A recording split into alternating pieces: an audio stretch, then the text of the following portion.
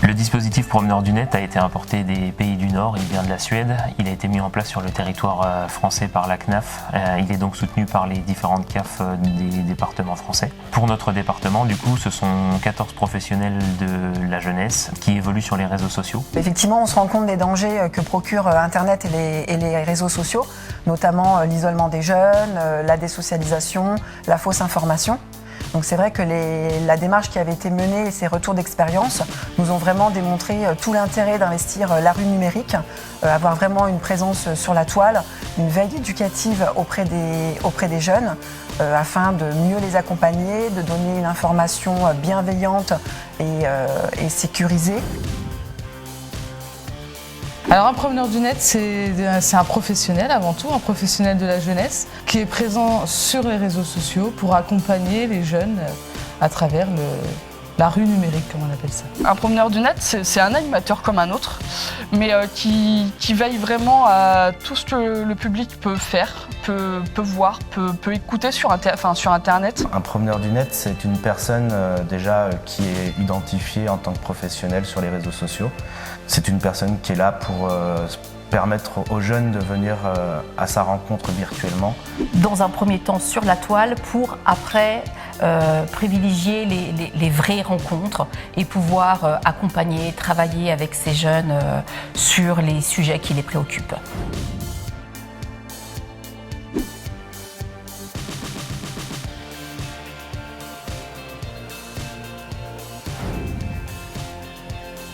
D'avoir plus de contact avec les jeunes, aussi que dans le sens inverse, eux puissent me contacter rapidement. On peut s'apercevoir à travers les réseaux qu'il y a certains dangers que les jeunes côtoient.